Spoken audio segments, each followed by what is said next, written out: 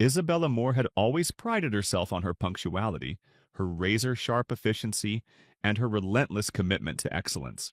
So when she arrived at Gate B12 of Seattle International Airport, just 14 minutes before the scheduled departure of Flight 324 to San Francisco, her pulse still pounding from the sprint through Terminal B, she couldn't quite believe her eyes. The massive windows framing the gate revealed the aircraft still sitting on the tarmac, passengers shifting restlessly in their seats, some fumbling with seatbelts, others stowing away last-minute items. But despite the clear view of the plane, despite the undeniable reality that the aircraft hadn't moved an inch, the gate door was firmly closed, and standing there with his arms crossed, exuding smug indifference like a badge of honor, was Nick Saunders, the gate manager. He was a tall, rigid man, his face etched with that peculiar blend of disdain and authorities that seemed to thrive in middle management.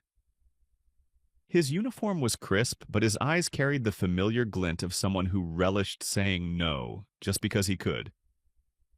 Isabella took a deep, calming breath, carefully composing herself before stepping forward, her breath still slightly uneven from running across the terminal. "Excuse me," she said, managing a calm yet authoritative tone. "I'm on Flight 324 to San Francisco. I know I'm cutting it close, but the door's still closed and the flight hasn't pushed back yet. Could you please let me board?" Nick didn't even look at her directly, his gaze sweeping over her tailored navy suit and the understated elegance of her pearl earrings, before dismissing her as just another passenger trying to bend the rules. "Policy states that doors close 15 minutes before departure, Mom," he announced with a cold, robotic detachment. "No exceptions." Isabella glanced at her watch, suppressing the flash of frustration. "Actually, it's 14 minutes to departure. Your clock might be a minute fast." Nick raised an eyebrow, tapping his wrist with theatrical emphasis. "Regardless, I've already processed the final count and the door is sealed. You missed it. Next flight to San Francisco is tomorrow morning at 6:15. You can head over to customer service for rebooking." He gestured dismissively toward the crowded service desk, where exhausted passengers were already forming a queue that snaked around the corner. Isabella felt her pulse quicken again, this time from a surge of exasperation. She could see the faint smirk playing at Nick's lips, a hint of triumph in his eyes as if he'd already won some unspoken game. She knew that look well. Men like Nick had a way of assuming that a confident, well-dressed woman of color didn't quite belong. Years of navigating corporate spaces had sharpened her instincts to recognize that particular flavor of bias. But she wasn't here to debate that, not now. She straightened her posture, allowing a flicker of steel to harden her gaze. "I understand policy," she replied, voice controlled but firm. "But this flight is critical. I'm due at the San Francisco Operations Center by morning, and I had a meeting with the board that ran late. Surely you can make a one-time exception." Nick's eyes narrowed, and something darker crossed his expression, a hint of annoyance that she dared to challenge his decision. "If your meeting was so important, maybe you should have planned better," he replied, his tone laced with condescension. "You don't get special treatment just because you're dressed for it." Isabella opened her mouth to respond, but just then, a shrill voice cut through the air behind her. "Oh, for heaven's sake! What is taking so long? Can't you see she's holding up the line?" Isabella turned to see a woman approaching, her stride purposeful and impatient, a glint of irritation in her pale blue eyes. The woman was impeccably dressed, her blonde hair styled into an immaculate chignon, and her handbag sported a bold designer logo that matched the glimmer of diamond studs at her ears. Isabella immediately recognized her from the news. The infamous Karen Whitmore, wife of Paul Whitmore, the recently retired director of operations at Seattle International. Karen's face twisted into a smirk as she took in Isabella's presence, and with a dramatic huff, she sidled up to Nick, placing a manicured hand on his arm as if they were old friends. "Is there a problem here?" she purred, her gaze slicing through Isabella with thinly veiled contempt. "This lady seems to think she's above the rules," Nick replied, clearly emboldened by Karen's presence. "Oh, I see," Karen said, giving Isabella a disdainful once-over. Well, Nick, you know how some people are? They think just because they're wearing fancy clothes, they're entitled to special treatment. Isabella bit down on her frustration, keeping her expression carefully neutral, but the insult stung nonetheless. Karen leaned closer to Nick, lowering her voice just enough to sound confidential, but loud enough for Isabella to hear. If she's causing trouble, you should just call security. My husband always said that people like her have a tendency to make scenes when they don't get their way. Nick nodded, his smirk growing bolder as he shot Isabella a victorious glance. But before he could act on Karen's suggestion, Isabella made a calculated decision, one that required every ounce of restraint she possessed. She gave Karen and Nick a measured look, committing every detail of this exchange to memory, then nodded with a faint, knowing smile. "Thank you for your time," she said coolly, stepping back without another word. She had seen enough. As she walked away, she could hear Karen laughing softly, muttering something about putting people in their place. But Isabella didn't turn back. Her mind was already spinning with strategic calculations, plotting her next move. As she reached a quiet corner of the terminal, she pulled out her phone and dialed a familiar number. "Vanessa," she said, when her assistant picked up, voice clipped and calm despite the fury simmering just beneath the surface. "We have a situation. Contact Ethan Blake in security and see if he has footage from Gate B12. I need everything, audio, video, timestamps, and get me a meeting with HR first thing Monday morning." Vanessa hesitated, sensing the tension in Isabella's voice. What happened? Isabella took a slow, deep breath, forcing herself to sound collected. "Just a small misunderstanding. Let's just say Nick Saunders and Karen Whitmore don't know who they just messed with." "Oh, and Vanessa?" "Pull up Paul Whitmore's file, too. I think it's time I got familiar with how things used to run around here." As Isabella disconnected the call, she allowed herself one brief moment to lean against the cool steel pillar and collect her thoughts. The sting of humiliation was already transforming into something sharper, more purposeful, a cold determination that felt like a coiled spring ready to snap.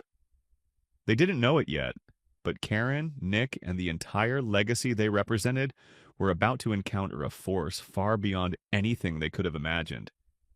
Because come Monday morning, Isabella Moore was walking into Seattle International not as a stranded passenger, but as their new director of operations. And the first thing on her agenda was cleaning house. Isabella Moore stepped into the plush, quiet refuge of the SkyConnect Airlines Executive Lounge. Her pulse finally slowing as she sank into one of the leather armchairs, the luxurious softness at odds with the roiling frustration twisting inside her. She took a moment to smooth down the lapels of her tailored navy blazer, forcing herself to maintain the poised composure she had mastered over years of navigating corporate minefields. As she glanced at the glinting city lights outside the wide windows, her mind raced through every detail of the confrontation at Gate B12. Nick Saunders' smug expression, Karen Whitmore's calculated disdain, and the unmistakable sting of being so blatantly dismissed. The simmering anger threatened to claw its way to the surface, but Isabella held it down, knowing that emotions were a luxury she could not afford right now. She had plans to make and a battle to prepare for, and she would do it the way she did everything else, with unyielding precision and quiet ferocity. Just as she was about to open her tablet and start reviewing the personnel files she had on hand, the faint click of heels approached from behind. Isabella didn't need to turn around to know who it was. The waft of overpowering floral perfume and the loud, purposeful cadence of each step were enough. Karen Whitmore swept into the lounge like a queen claiming her court, her lips curving in a slow, satisfied smile as she spotted Isabella. There was a sickly sweetness in Karen's tone as she greeted her, dripping with feigned politeness that barely concealed the smug superiority beneath. "Well, well, if it isn't Miss I'm Too Important to Be on Time," Karen sneered, planting herself directly in front of Isabella with a condescending tilt to her head. "Didn't I tell you at the gate that trying to bend the rules wouldn't get you anywhere? I guess some people just never learn." Isabella merely lifted her gaze, arching a single brow, the barest hint of a smile playing at her lips. Is there something you need, Mrs. Whitmore? She asked coolly, folding her hands in her lap, projecting a calm that belied the fire simmering underneath. Karen's eyes flashed with annoyance at Isabella's collected response, and she leaned in as if sharing a conspiratorial secret, though her voice was loud enough for the room to hear. Listen, sweetheart, she began, her saccharine tone sharpening into a cutting edge.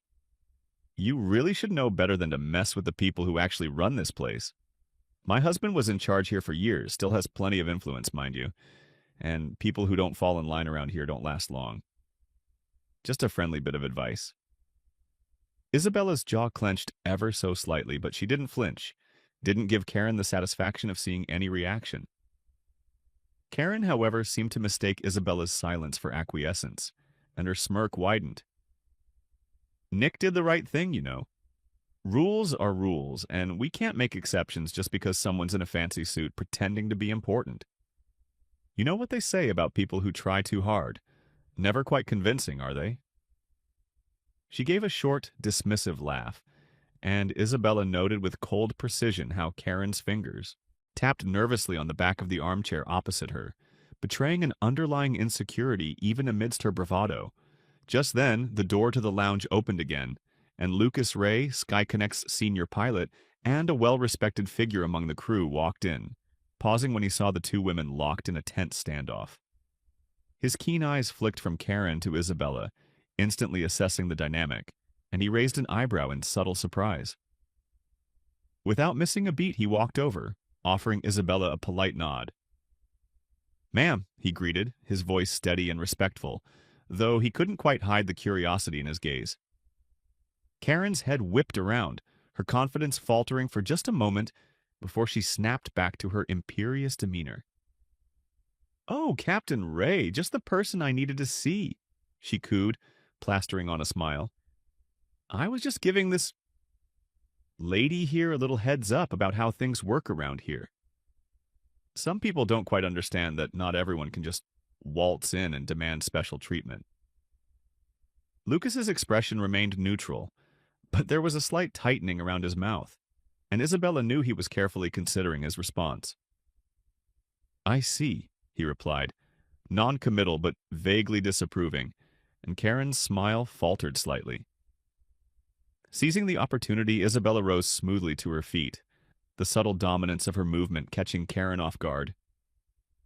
Thank you for your insight, Mrs. Whitmore, Isabella said calmly, her voice carrying a quiet authority that made Karen bristle. I'll be sure to keep that in mind. Now, if you'll excuse me, I have some work to attend to. She turned deliberately, signaling the end of the conversation, but Karen wasn't finished yet. You really think you're something special, don't you? Karen scoffed, her tone dropping its pretense of politeness entirely. Newsflash, honey. Nobody cares about your little power play. You'll never be more than an inconvenience around here. This airport belongs to people who know how to get things done. The right people. Isabella didn't even look back, giving Karen no more ammunition for her petty attacks. Instead, she gave Lucas a respectful nod, and with practiced grace walked to a quieter corner of the lounge where she could make a call without Karen's interference. As she dialed Vanessa's number, she couldn't help but notice Lucas watching her, an almost imperceptible smile playing on his lips, as if recognizing something significant had just taken place. When Vanessa picked up, Isabella didn't waste any time. Vanessa, we need to expedite the personnel review for all managerial positions in Terminal B, she instructed, her tone firm and decisive. Focus on gate operations and include any records linked to Paul Whitmore's tenure. Also, make sure to cross-reference any favoritism or discrepancies in how policies are enforced. Vanessa hesitated, and Isabella could almost see the gears turning on the other end of the line. Is this about Nick Saunders and Karen Whitmore? Vanessa asked cautiously. Isabella allowed herself a small, satisfied smile. Yes, and it's about time we cleared out the remnants of the old regime. Karen just gave me more than enough reason to believe there's a deeply rooted problem with how things are managed here. I want everything on my desk by Monday morning. It's time we remind everyone that SkyConnect doesn't belong to a select few who think they're above the rules. She ended the call feeling the familiar rush of determination surging through her veins. As she glanced across the lounge, she caught Karen still glaring at her from a distance, clearly unhappy with being dismissed. Lucas gave Isabella a subtle nod, a silent acknowledgement that he'd seen through Karen's nonsense and recognized Isabella's quiet strength. Isabella met his gaze and returned the nod, knowing that allies in unexpected places would be essential in the days to come. As she turned back to her tablet, beginning her work with renewed focus, Isabella couldn't help but think that Karen and Nick had just made the gravest mistake of their careers, underestimating the one person who wasn't afraid to challenge the status quo and overhaul the toxic legacy they thought they could protect. Karen Whitmore sat in the comfort of her lavish living room, a glass of white wine in hand, her perfectly manicured fingers tapping impatiently against the crystal stem. The tension in her shoulders was unmistakable as she waited for the call to connect, the ringtone humming through her Bluetooth earpiece with every bit of arrogance she herself exuded. It had been a long day of flexing her influence. First at the airport with that insufferable woman who dared to look her in the eye like an equal, and then in the executive lounge where Captain Lucas Ray had clearly chosen the wrong side. How dare they undermine her authority, her legacy? No, Paul's legacy. She muttered under her breath, taking a long, spiteful sip as the call finally connected. "Paul!" she snapped, not giving her husband a chance to greet her. "You won't believe the disrespect I've been subjected to today. That woman, some overdressed nobody with an attitude problem, thought she could talk back to me at the lounge. Can you imagine? After Nick did exactly what he was supposed to do and denied her boarding, she had the nerve to act like she was entitled to special treatment. It's disgraceful. You built that airport, Paul. Your reputation is on the line if these people think they can just walk all over me." On the other end of the line, Paul Whitmore, still every inch the powerful executive despite his recent retirement, gave a weary sigh, his voice calm but edged with the authority that had carried him through decades of corporate politics. "Karen, calm down," he said, the hint of irritation barely masked by his forced patience. "Who is this woman you're so worked up about?"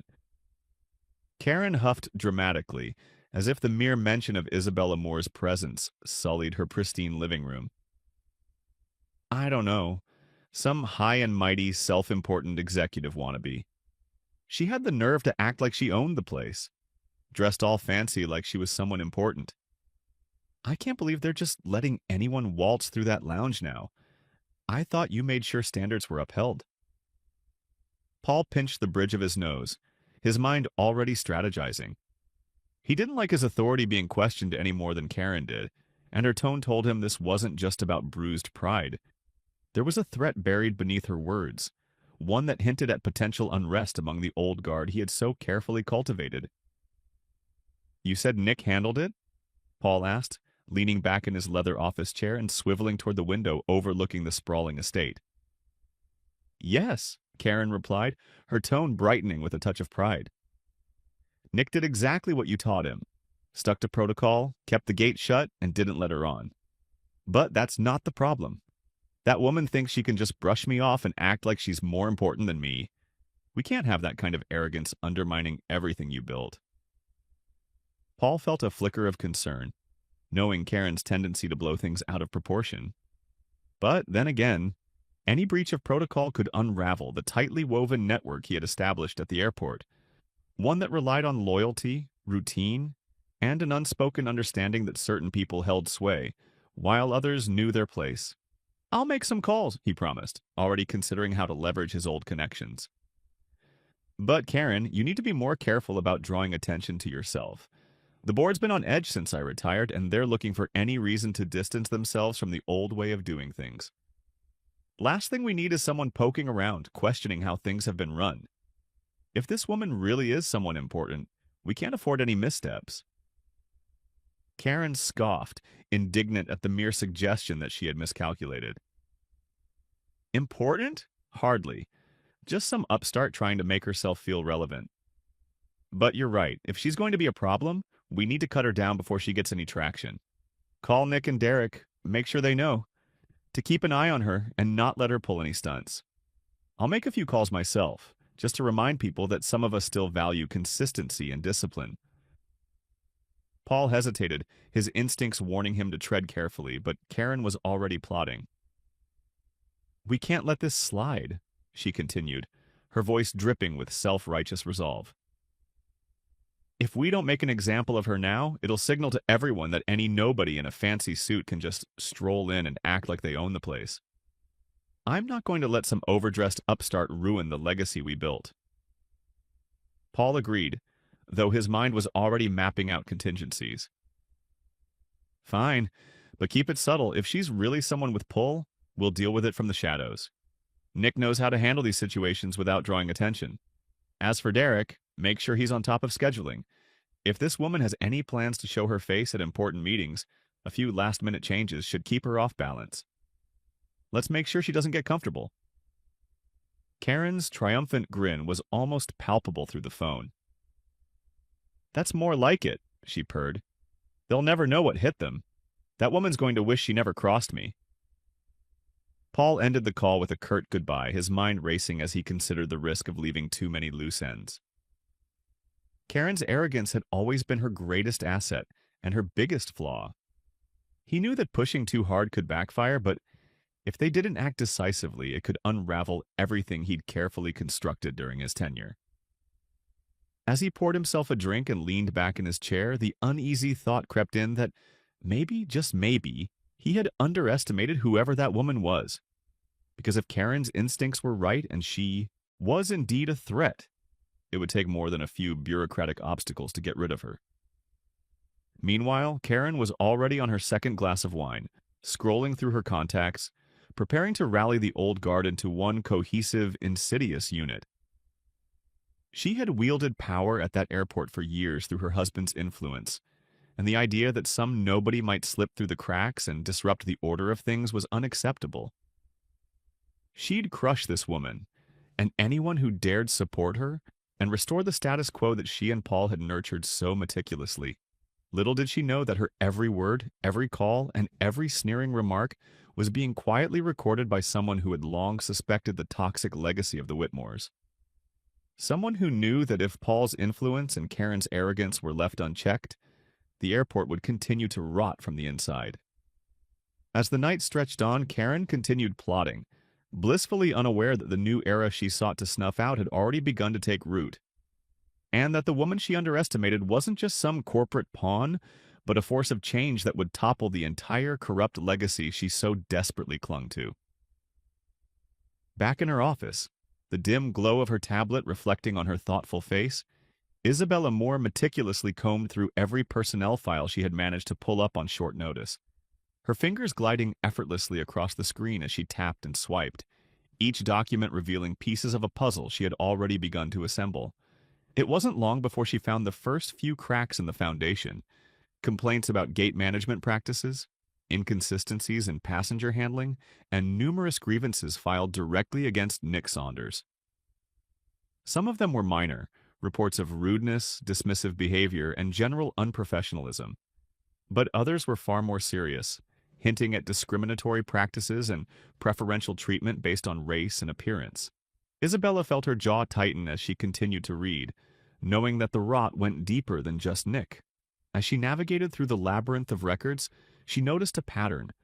Every formal complaint against Nick had been quietly dismissed or marked resolved by the previous director of operations, Paul Whitmore.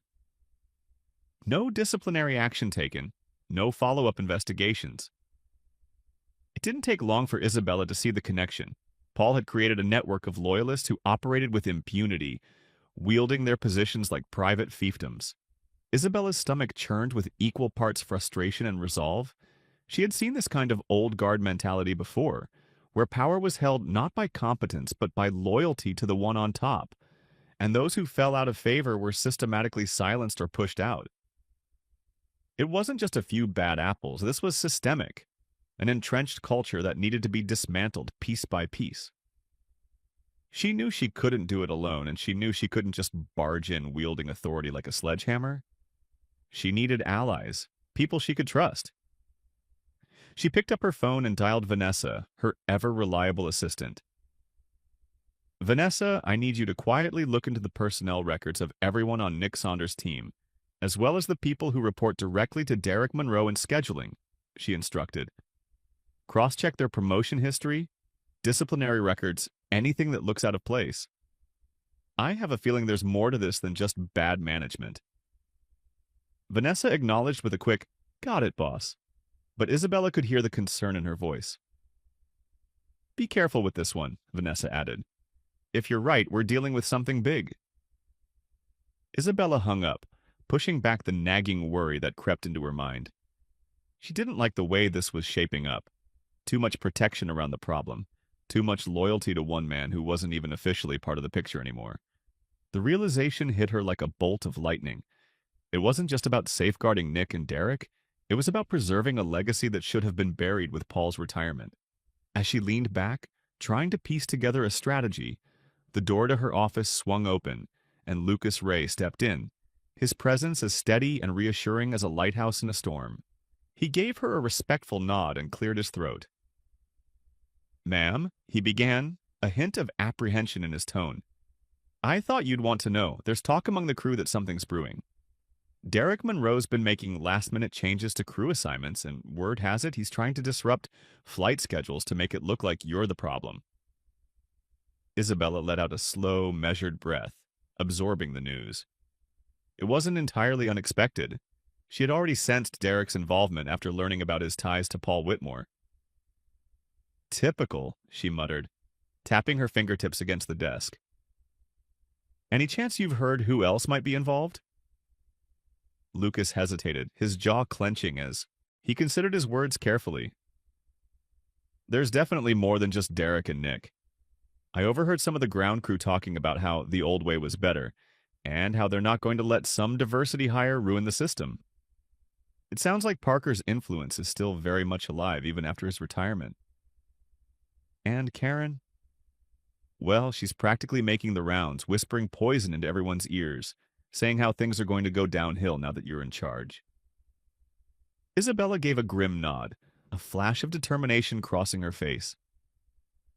"Thank you, Captain," she said, her voice steady despite the anger brewing inside her.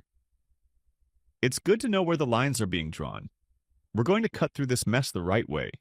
No dramatic showdowns, no public fights. I need you to keep your ears open and report anything suspicious. If we're going to uproot this toxic culture, we need undeniable proof." Lucas's eyes softened with a hint of admiration at her resolve. "Understood. Just know that not everyone's on their side. There are good people here, people who believe in fairness and want to see real change. We've been waiting for someone like you to break the cycle." Isabella allowed herself a faint smile, grateful for his support.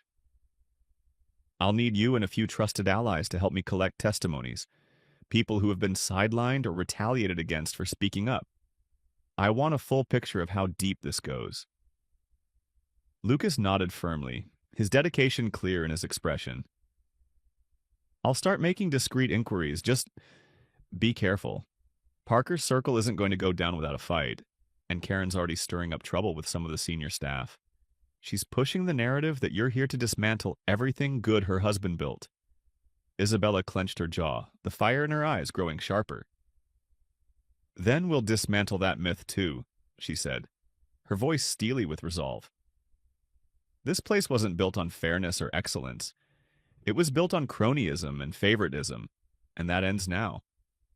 Karen and her husband's legacy are about to face a reckoning. They can cling to their power plays all they want, but the truth will cut through their lies, and when it does, they'll have no one to blame but themselves." As Lucas left the office to begin his quiet investigation, Isabella returned to her files with renewed determination. One by one, she opened reports and records, tracing connections and documenting patterns. Every line of text, every data point, was another piece of armor for the battle ahead. She wouldn't rush it. She would be methodical, precise, and unyielding. Let Karen and her cronies play their petty games. Let them think they were winning. Isabella knew better than to make the first move. She would gather her forces, prepare her evidence, and strike when the moment was right. Swiftly and decisively, leaving no room for doubt or denial. As she glanced out the window at the airport bustling with activity, She couldn't help but think how fitting it was that this hub of movement and connection would soon become a beacon of change. And when the old guard fell, when Nick and Derek and Karen found their carefully constructed empire crumbling around them, they would finally understand that underestimating her had been the gravest mistake of their careers. The tension in the airport's administrative wing was almost palpable as Isabella Moore made her way down the corridor, her footsteps precise and unwavering, each step a steady heartbeat that echoed against the marble floors. Her crimson blazer was immaculate, the vibrant color bold and unapologetic, a stark contrast to the muted, conservative tones favored by her predecessors. Heads turned as she passed, whispers flitting like nervous birds among the staff. Everyone had heard the rumors by now that the new director of operations was quietly compiling evidence that her investigations into long-standing practices had set the old guard on edge. Isabella knew that fear well, the way change unsettled those who had long profited from the status quo. But fear was an old friend to her, one she had tamed long ago, and now it served her, fueling her resolve rather than holding her back. As she approached the executive conference room, the tension thickened, and she caught sight of Jessica Carter, her loyal assistant who was waiting just outside the door. Jessica gave her a small nod, her face a picture of grim determination. "Everything's set up, ma'am," she whispered. "They're all in there. Just be careful. You're walking into a nest of vipers." Isabella gave a faint, reassuring smile. "I expected nothing less. Thank you, Jessica. Stay close by. I might need you to pull up some files on short notice." Jessica nodded once more, and with a final breath to steel herself, Isabella pushed the door open and walked in, the room immediately falling silent. It was a room full of men, middle-aged, predominantly white, all exuding the weary confidence of those who had long believed themselves untouchable. At the far end of the table sat Derek Monroe, his arms crossed and his expression carefully neutral, though Isabella didn't miss the flicker of unease in his eyes.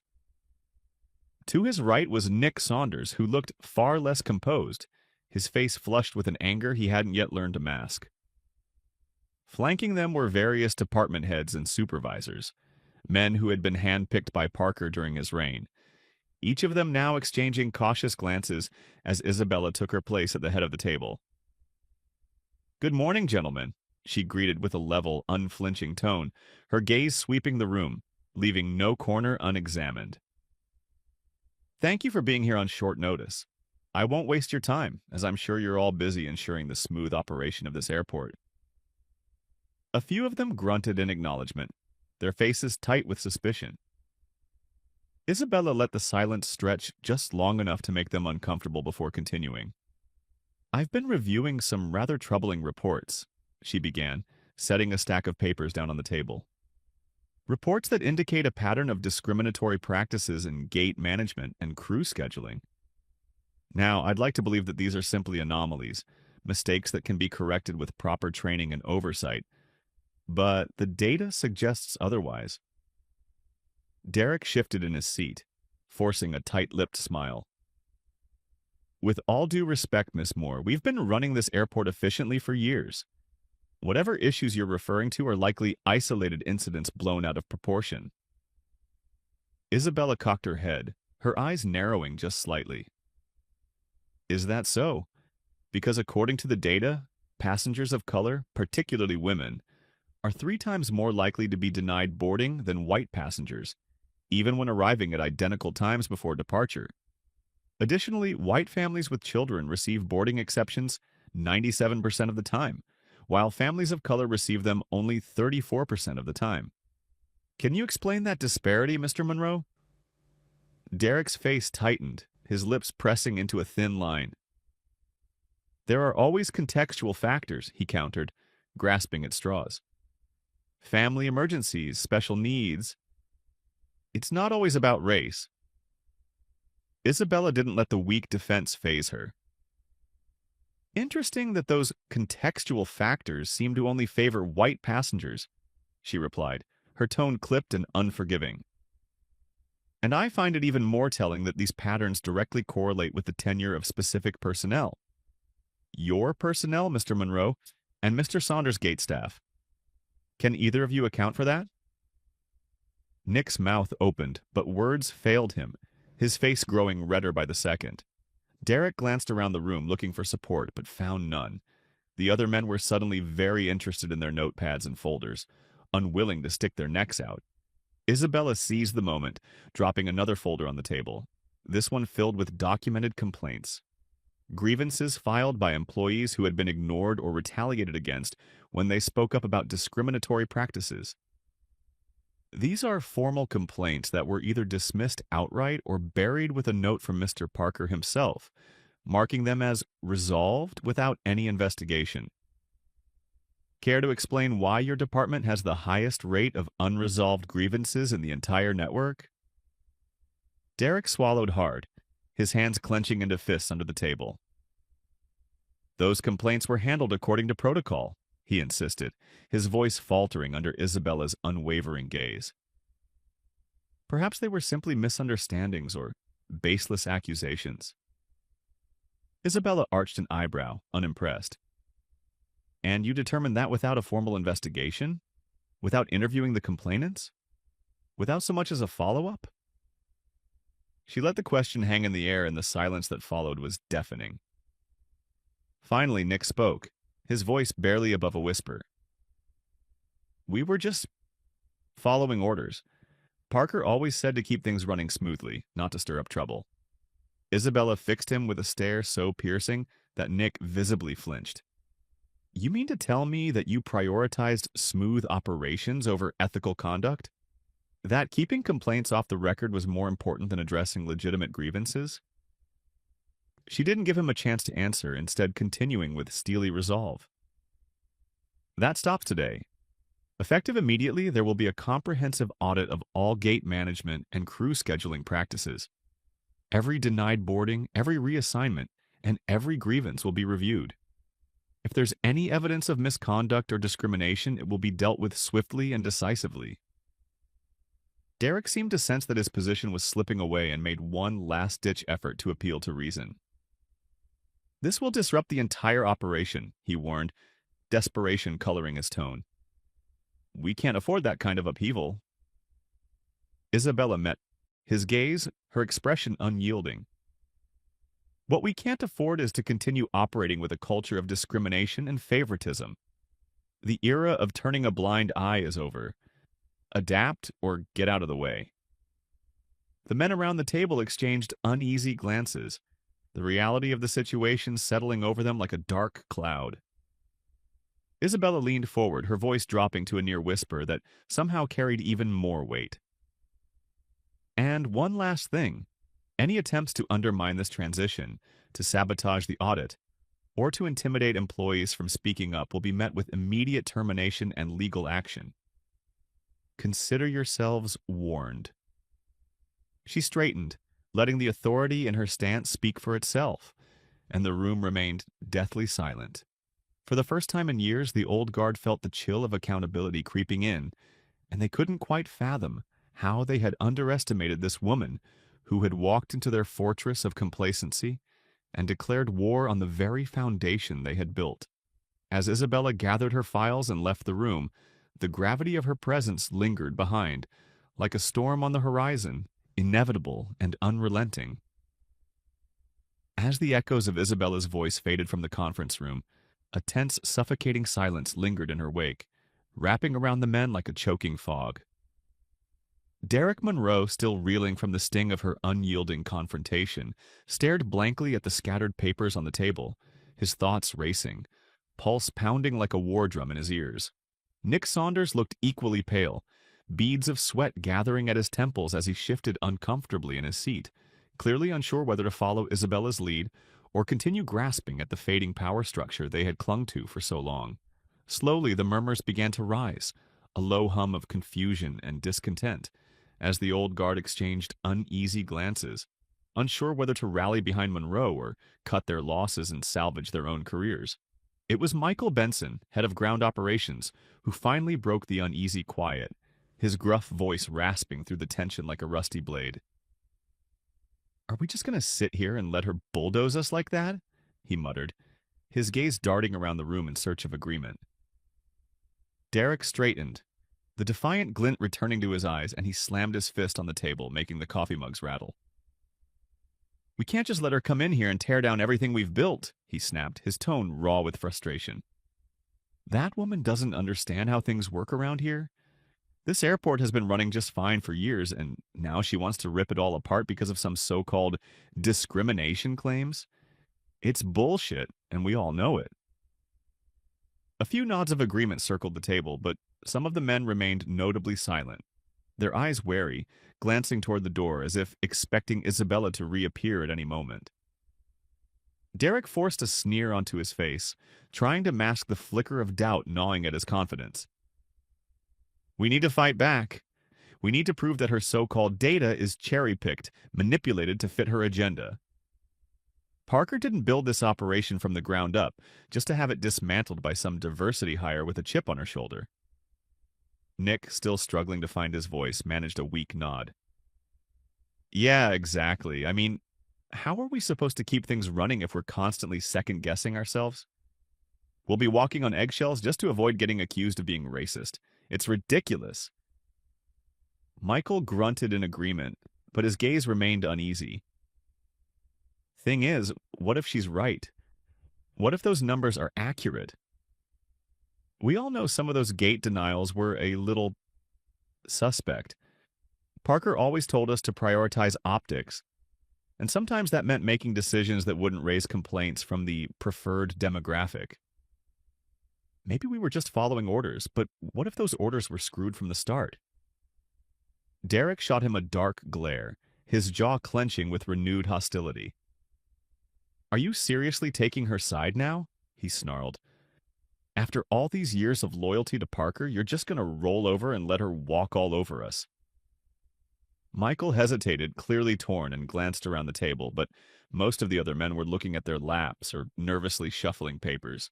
Sensing that his usual bluster wasn't having the desired effect, Derek leaned forward, his voice dropping to a conspiratorial whisper. "Look, we need to circle the wagons on this. If she finds a way to pin discrimination on us, it's not just our jobs on the line. It's our reputations, our careers. We can't afford to let her tear apart everything we've built. We need to push back and show the board that she's the problem, not us." Before anyone could respond, the door swung open, and in strode Karen Whitmore, heels clicking purposefully against the polished floor, her manicured hands clutching her phone like a scepter of judgment. She didn't bother with pleasantries, her gaze slicing through the room with thinly veiled contempt.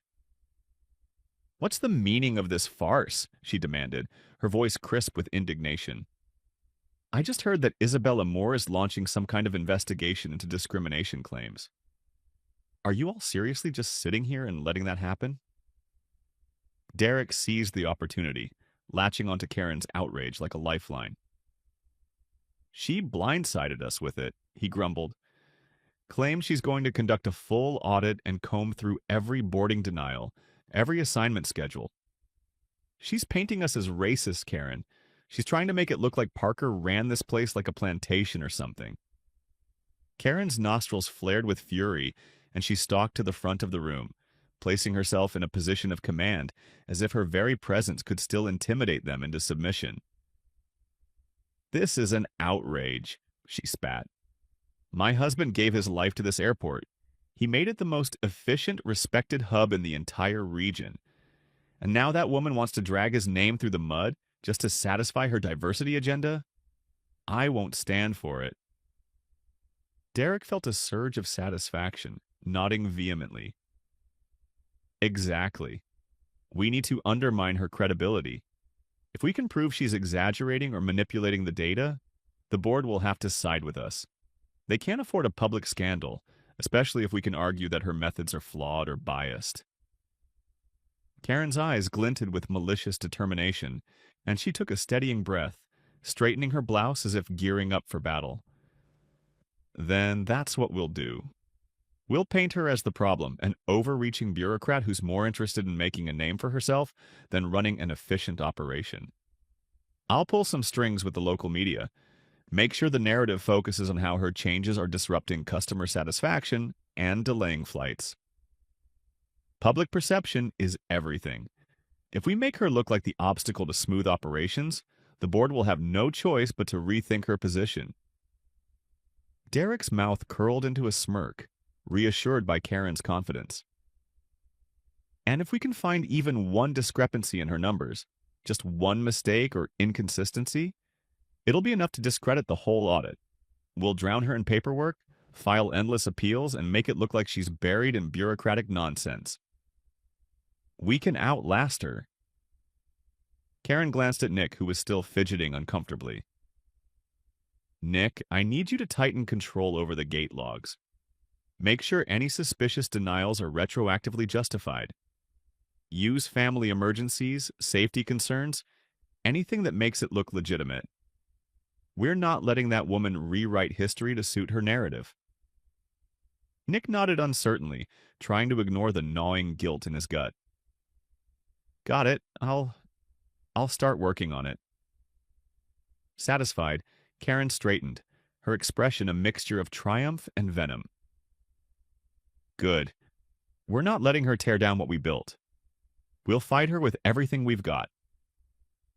But as the group nodded in begrudging agreement, they remained oblivious to the small recording device lodged discreetly under the conference room table.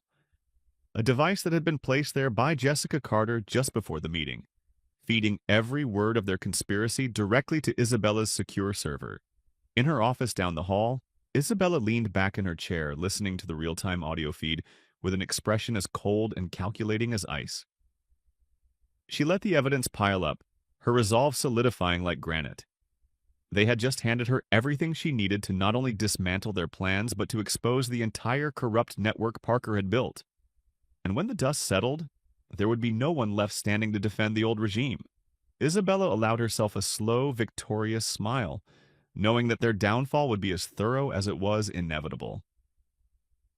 The sun dipped below the horizon, painting the sky with streaks of amber and violet as Isabella Moore sat alone in her office. The cityscape sprawled out beyond the glass walls like a glittering mosaic. Her hands moved swiftly, typing up reports and correlating data as her mind remained sharply focused on the strategy unfolding before her. The recording from the clandestine meeting was safely stored and backed up in multiple encrypted locations, and as she played it back one more time, she couldn't help but feel a surge of satisfaction at how neatly Karen and Derek had incriminated themselves. Their arrogance, their complete disregard for the consequences of their actions, had left them vulnerable, and they never saw it coming. A smirk tugged at the corner of Isabella's mouth as she listened to Karen's shrill voice proclaiming her husband's so-called legacy as if it were a golden monument to be worshipped rather than a crumbling relic desperately clung to by those who couldn't accept change. It was almost tragic in a way how they had convinced themselves that preserving the old ways meant preserving the soul of the airport when in reality, they were suffocating it. But sympathy had no place in Isabella's strategy. The rot needed to be cut out, and she would do it with precision and resolve. Just as she was organizing the next steps, her phone chimed with an incoming message from Jessica. Got the full transcript cleaned up and cross-referenced. You're not going to believe how many times they implicate Parker directly. Sending you the compiled report now. Isabella opened the attachment, her eyes scanning the meticulously documented evidence. Each time-stamped quote, each damning admission was perfectly highlighted and annotated. Derek's contempt for diversity initiatives, Karen's relentless scheming to manipulate public perception, Nick's cowardly compliance, it was all laid bare in stark, unflinching detail. Isabella let out a slow breath, her fingers pausing on the keyboard as she considered her next move. A frontal assault would be satisfying, yes, marching into their office with the evidence and demanding their resignations. But that wasn't enough. No, she needed this to be ironclad, irrefutable. If she played her cards right, this wasn't just about taking down a few bad actors. It was about reshaping the entire culture of Sky Connect from the ground up. Her mind shifted gears considering the optics, the timing, and the narrative. If she brought this to the board prematurely, it could be spun as a personal vendetta, a witch hunt by a so-called diversity hire desperate to make her mark. But if she let it simmer just a little longer, it gave them just enough rope to hang themselves, the fallout would be so complete that there would be no room for defense or deflection. She needed one more piece of the puzzle, proof that Parker was still pulling strings behind the scenes. Vanessa had already started combing through Parker's communications records, but Isabella knew that anything substantial would be hidden, buried under layers of plausible deniability. Just as she was contemplating how to crack that final barrier, her phone buzzed again, this time with a call from Lucas Ray. She picked up, keeping her tone even. "Lucas," she greeted, appreciating his timely check-in. "What's the latest?" "You're going to want to hear this," Lucas replied, his voice low and urgent. "One of the ground crew guys just told me that Parker was seen meeting with Derek Monroe last night at that old steakhouse on 5th. Apparently they were in a private room, and the staff overheard Parker telling Derek to make sure the numbers look clean, whatever that means." Isabella's eyes narrowed as her brain fired on all cylinders. "Can we corroborate it?" she asked, already calculating how to leverage the information. "I've got a guy on the inside who can pull the security footage from the steakhouse," Lucas confirmed. "Give me a few hours."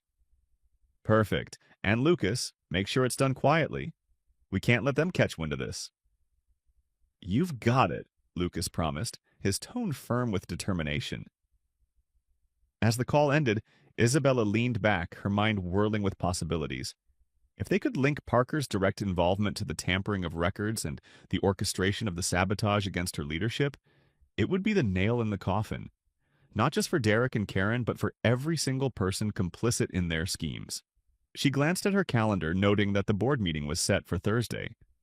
That gave her just enough time to gather the final pieces and let the tension build, ensuring that when she dropped the bombshell, it would obliterate the entire conspiracy in one calculated strike. Vanessa's name popped up on her phone screen again, and Isabella answered swiftly. "I've been digging deeper into Parker's financials," Vanessa said, not bothering with a greeting. "I found something interesting. He's been funneling money into a consulting firm that doesn't actually exist.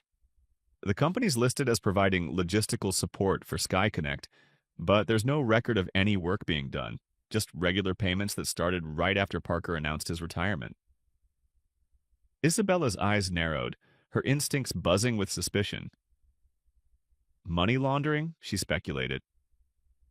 "Or paying someone under the table to manipulate data," Vanessa replied. "Either way, it's dirty. I'm still tracking the money trail, but if we can tie it to Derek or any of the others, it'll be game over." Isabella's mind sharpened like a blade. "Good work, Vanessa. Keep following the trail. If we can prove that Parker was financially incentivizing people to sabotage the new protocols or falsify records, we'll have a case for embezzlement and fraud on top of discrimination." "Understood. I'll update you as soon as I find more," Vanessa promised. As the call ended, Isabella's resolve hardened. They thought they were clever, covering their tracks with old-school manipulation and backroom deals, but they had underestimated how deeply Isabella would dig, how meticulously she would document every misstep and every lie. She wasn't just going to uproot Parker's toxic influence. She was going to salt the earth so nothing like it could take root again. The clock ticked steadily onward, but Isabella felt no fatigue, only a fierce, unrelenting focus. She moved like a general orchestrating a battle, issuing orders to her allies, cross-referencing data, and meticulously piecing together the web of deceit that had poisoned SkyConnect for far too long. As the night deepened and the city lights flickered against the darkening sky, Isabella felt a surge of determination. She would not only bring the guilty to justice, she would rebuild the culture of this airport from the ashes of their corruption. And when it was done, when the last remnants of Parker's empire had crumbled, she would ensure that SkyConnect became a place of integrity, equity, and respect. A place where no one would ever again be denied their rightful place simply because they didn't fit someone else's narrow vision of who belonged. It would take time and it would take grit, but Isabella knew she was more than ready. After all, they had started this fight, but she was going to end it. The boardroom was a cavernous, glass-walled expanse on the top floor of SkyConnect's executive wing, offering sweeping views of the airport below, a bustling hive of activity, oblivious to the storm brewing within its highest echelon. Isabella Moore stood just outside the double doors, adjusting the cuffs of her tailored crimson blazer, the fabric crisp and authoritative, exuding a power that she knew would be tested the moment she walked inside. She could already hear the low murmur of voices from beyond the doors, the confident, self-assured tones of men who believed they were untouchable, still ignorant of the trap that had been meticulously laid for them.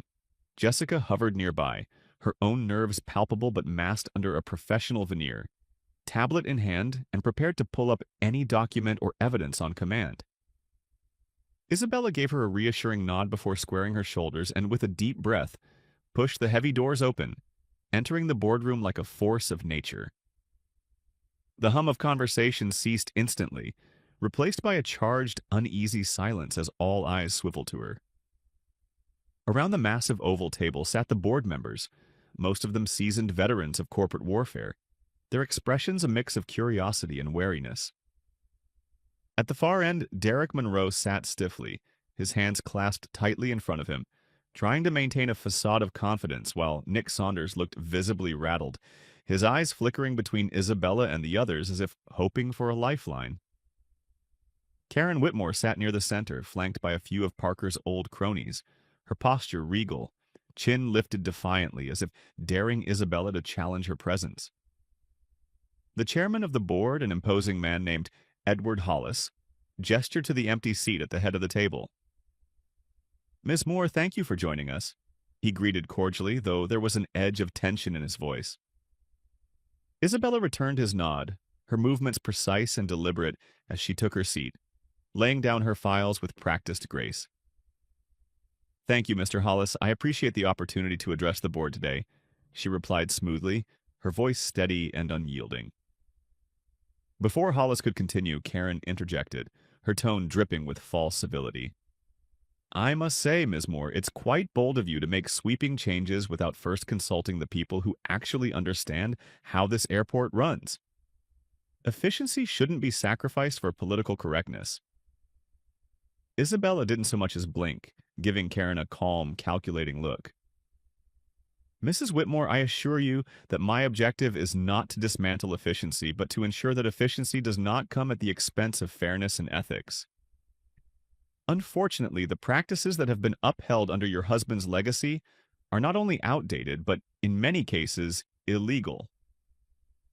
Karen bristled, her carefully curated composure slipping just enough to reveal the venom underneath. "Illegal?" she scoffed. "That's quite an accusation.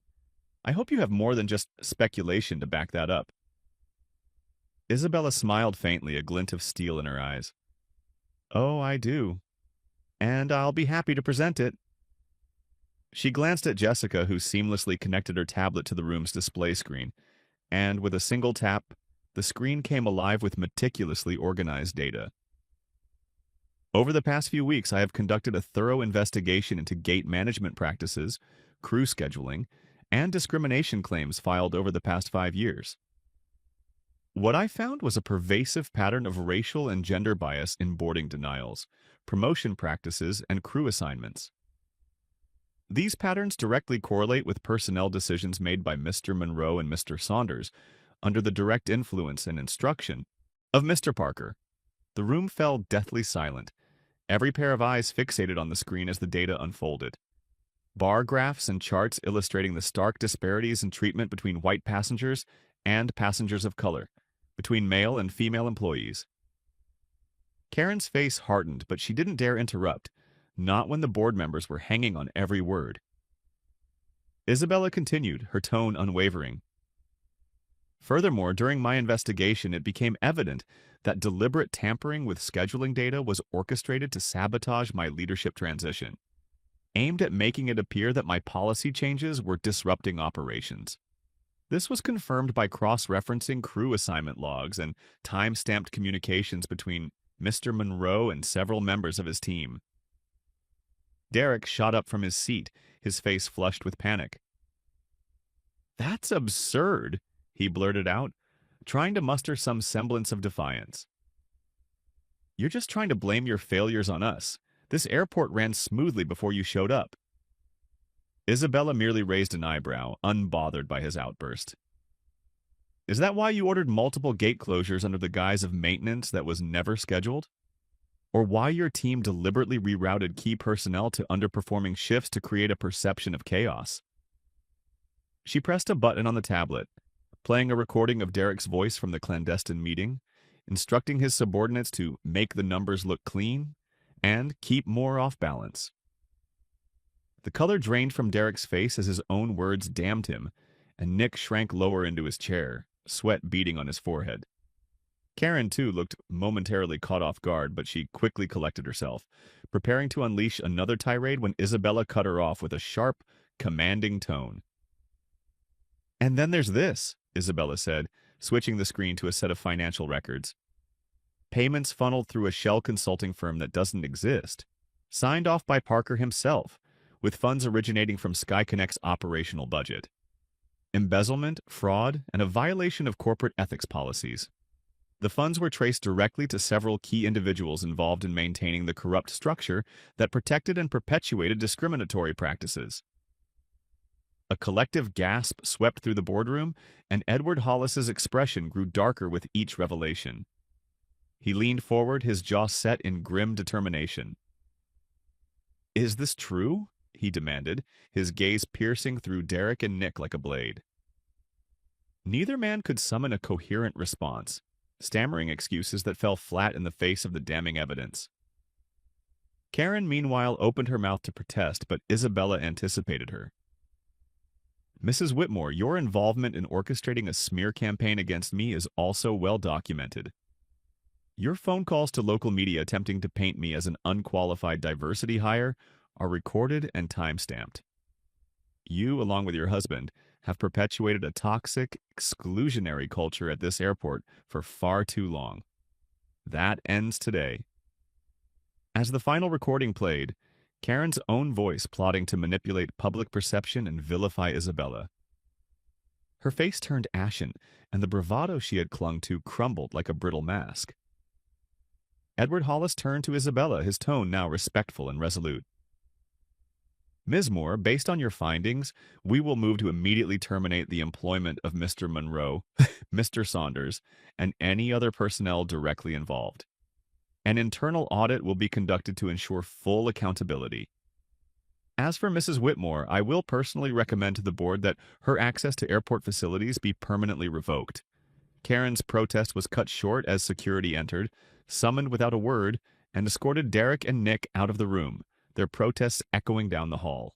Karen's eyes burned with unspoken fury, but she was too stunned to resist as she was shown the door. Her reign shattered, her influence dissolved. Isabella remained calm and composed throughout, only allowing herself a quiet, triumphant breath once the room had cleared. Edward Hollis gave her a nod of approval, his expression softened with respect. "You've done well, Ms. Moore. This airport needs your leadership now more than ever." Isabella offered a firm nod, grateful but unflinching. "Thank you, Mr. Hollis. I intend to make sure that SkyConnect becomes the model of integrity and inclusivity that it always should have been." As she gathered her papers and left the boardroom, she knew that the hard work was far from over, but the victory had been decisive, and the path forward was clear. Change was in the air, real, lasting change, and Isabella Moore was more determined than ever to see it through to the end. The sun was setting behind the sprawling cityscape, casting long shadows across the airport as Isabella Moore stepped out of the boardroom, her mind still reeling from the whirlwind of the past few hours. The adrenaline that had fueled her through the confrontation now left her feeling a bit hollow, like a storm that had finally passed, leaving behind a surreal calm. As she moved through the corridor, her phone buzzed with a dozen notifications. Messages from allies, emails from the legal team, and updates from the public relations department. News had already begun to break about the mass firings at SkyConnect and the sweeping changes Isabella had enforced. Her name was plastered across social media, headlines speculating about the leadership shakeup and the ousting of Parker's old regime. She knew the backlash was coming, that the more conservative voices in the industry would call it a power grab or a witch hunt. But Isabella couldn't afford to worry about that now. She needed to focus on rebuilding from the ground up, transforming the poisoned culture of SkyConnect into something worthy of pride and respect. As she walked, her thoughts were interrupted by Lucas Ray appearing at her side, his expression a mix of relief and admiration. "I just heard," he said, his voice tinged with a hint of awe. "Derek and Nick escorted off the premises, Karen banned from the airport, and Parker officially under investigation. You really did it." Isabella allowed herself a faint smile, more out of exhaustion than triumph. "It's not over yet," she replied, pushing a stray strand of hair behind her ear. "There's still so much work to do. Policies to rewrite, procedures to overhaul, and a lot of damage to undo. I just hope the rest of the staff doesn't see this as some kind of purge. I don't want to instill fear. I want to build trust." Lucas nodded, his gaze thoughtful as they continued down the hallway. "You've already set the tone, though," he pointed out. "The people who actually care about fairness and respect are relieved. I've gotten messages from the flight crew and ground staff. They're celebrating the news. They finally feel like they can breathe again, like they're not walking on eggshells or afraid of being targeted for speaking up." That gave Isabella a small sense of satisfaction, though she still couldn't quite let herself relax. Too much remained to be done, and she couldn't afford complacency now. As they rounded a corner, they nearly collided with Priya Sharma, who looked more animated than Isabella had ever seen her, a wide grin lighting up her face. "You have no idea how long we've waited for this," Priya said, not bothering to mask her enthusiasm. "People are actually talking about the changes, real changes. We've been putting up with Monroe's garbage for so long that we almost gave up hoping things would ever get better. You proved us wrong." Isabella gave her a weary but grateful smile. "I didn't do it alone," she said firmly. "People like you and Lucas, those who stood up when it wasn't easy, who spoke out despite the risks. You made this possible. I just gave you the platform to be heard." Priya's expression softened, and she gave Isabella a respectful nod. "Don't sell yourself short. You went head-to-head with the entire old guard and didn't back down. That's something none of us thought was possible. You changed the narrative." Isabella's phone chimed again, and she glanced down to see a message from Jessica.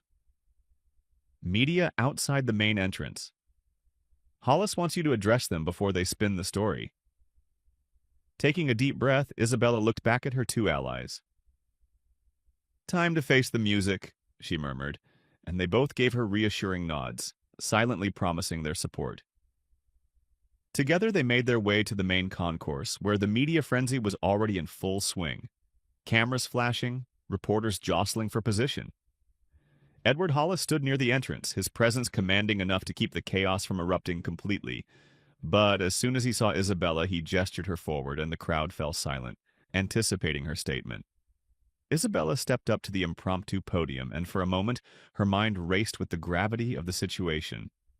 She knew that every word mattered, that public perception could make or break the reforms she intended to implement. Drawing a deep breath, she met the cameras head-on and began to speak, her voice clear and unwavering. "Good evening," she began, pausing just long enough to ensure everyone was listening. "Today marks a pivotal moment for SkyConnect, one where accountability and integrity take precedence over outdated and unethical practices. Over the past several weeks, I have conducted an extensive investigation into discriminatory practices and operational misconduct within our airport management, particularly involving individuals who have held significant power and influence under the previous administration." She glanced at the gathered faces, noting the mixture of curiosity and skepticism. "The evidence uncovered revealed a pervasive pattern of discrimination and abuse of power, orchestrated by individuals who believe themselves untouchable.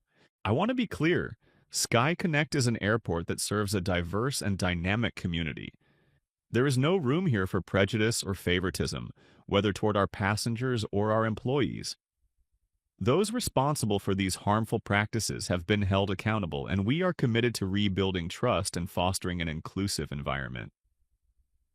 A reporter raised his hand, and Isabella gestured for him to speak. "Do you think firing these individuals will be enough to change the culture?" he asked, his tone probing. Isabella met his gaze without hesitation. "Removing individuals who perpetuate toxic practices is a necessary first step, But it's not enough on its own.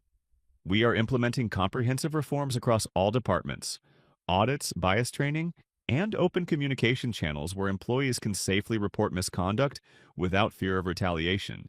Real change doesn't happen overnight, but it will happen because we are committed to making it so. Another reporter shouted from the back, "What about those who claim this is a power grab, that you're purging Parker's allies as part of a personal agenda?" Isabella didn't flinch, her expression remaining calm and resolute. Accountability is not a power grab. Integrity is not a personal agenda. The individuals who were removed from their positions did so because their actions violated not only company policy but basic ethical standards. Our goal is not to dismantle the past but to build a better future, one that prioritizes respect, fairness, and equality for all. She could feel the tension ease even among the reporters as her unwavering tone left no room for doubt. Isabella knew that the story would be spun 1,000 ways, but she also knew that she had set the foundation for transparency and integrity. As the press conference wound down, she caught sight of Lucas and Priya watching from the side, their expressions filled with pride and quiet support. Hollis gave her an approving nod, and Isabella allowed herself the smallest smile as the gravity of the moment finally settled in. The old regime had fallen, and though there would be challenges ahead, whispers of resistance, lingering resentment from those who thrived under Parker's reign, Isabella knew she had done the right thing. The real work of rebuilding lay ahead, but with allies like Lucas and Priya by her side, and the unwavering determination to make Sky Connect a model of fairness and respect, Isabella was confident that they would not just survive, but thrive. As she walked back into the building, the murmurs of the media fading behind her, she couldn't help but feel that this was just the beginning, not of a battle, but of a transformation that would resonate far beyond the airport's walls.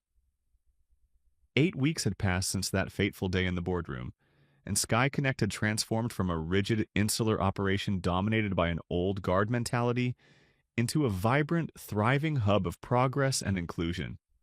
Isabella Moore stood in her new office, the morning sunlight filtering through the expansive windows, illuminating the framed photographs lining the wall, captured moments of change and triumph, candid shots of diverse staff members celebrating small victories, new policies being signed into effect, and even a group photo of the inaugural Futures in Flight mentorship program for young women and underrepresented minorities interested in aviation careers.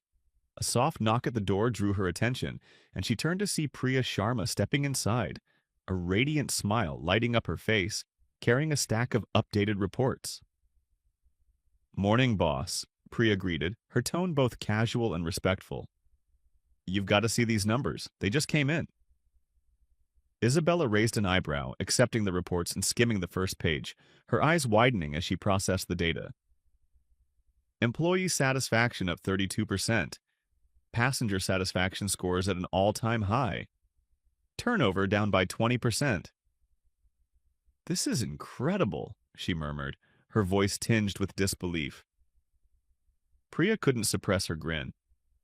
People are feeling safer. They're feeling seen and heard.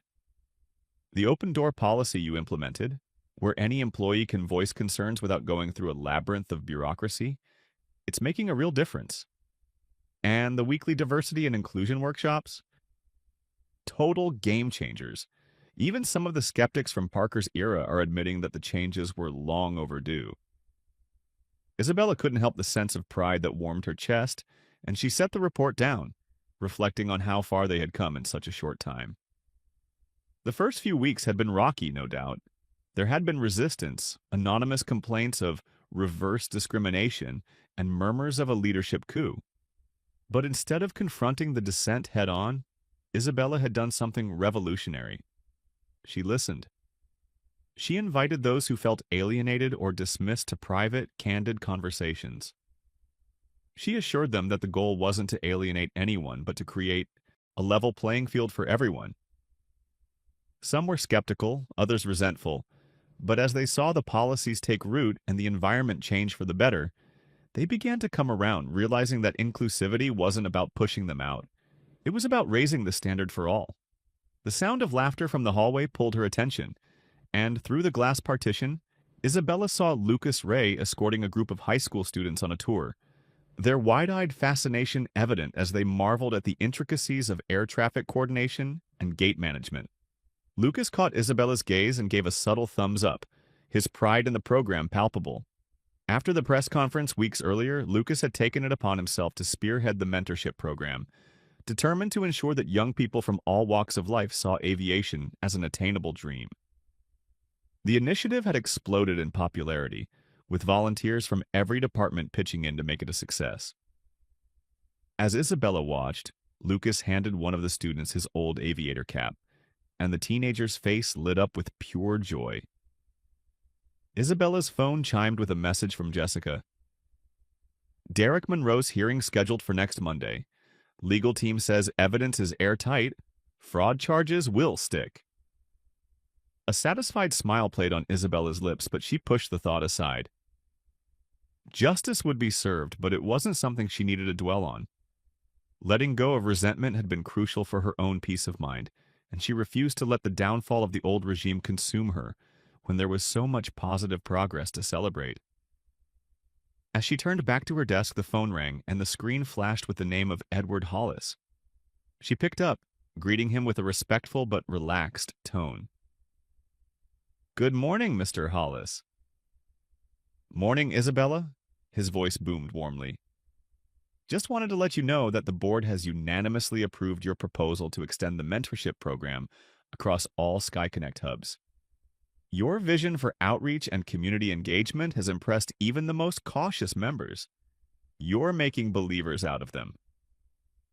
Isabella's heart swelled with pride, and she couldn't help the soft laugh that escaped. "That's wonderful news. Thank you for the support. I know it wasn't an easy sell at first." Hollis chuckled. "True, but you've proven your point beyond doubt. The metrics speak for themselves, and the community response has been overwhelmingly positive. You're not just changing SkyConnect, you're setting a new industry standard." As they wrapped up the call, Isabella couldn't help but reflect on how surreal it all felt, how daunting the journey had seemed when she first stepped through those doors, knowing that every glance was filled with doubt and every whisper questioned her capabilities.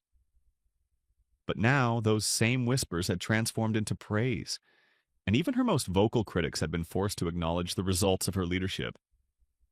The tension and resistance that once plagued the atmosphere had faded, replaced by a renewed sense of purpose and pride among the staff. A soft knock at the door broke her reverie, and she turned to see Jessica poking her head in, eyes twinkling with excitement. "There's someone here to see you," she said cryptically, and before Isabella could respond, in walked Karen Whitmore, a shadow of her former self. Her once imperious demeanor was gone, replaced by a subdued, almost defeated presence. Isabella regarded her with cautious curiosity, motioning for her to take a seat. "Mrs. Whitmore," she greeted, keeping her tone neutral. Karen hesitated, clearly fighting to hold on to a shred of her old arrogance, but eventually she crumbled, her shoulders sagging. "I came to apologize," she admitted, voice strained and raw. "I didn't understand what you were trying to do. I thought you were just here to tear apart everything my husband built. But I was wrong. I've been hearing about the changes, seeing how the employees actually feel valued and respected. I didn't realize how much damage we'd done." Isabella watched her with a measured gaze, waiting to see if the remorse was genuine. Karen swallowed hard, her hands trembling as she clasped them together. "I know it doesn't excuse what I did, or how I tried to undermine you. I just wanted to say I'm sorry, and I wanted to thank you for not dragging me through the mud when you could have. You could have destroyed me, but you didn't." Isabella remained silent for a moment before offering a calm, composed reply. "People make mistakes. Some choose to learn from them. I'm glad you're reflecting on what happened, Mrs. Whitmore. Change isn't easy, but it's necessary. I just hope you take what you've learned and use it to be part of the solution moving forward." Karen nodded slowly, her eyes glistening with something like gratitude before she quietly excused herself and left the office. Isabella watched her go, the strange sense of closure settling over.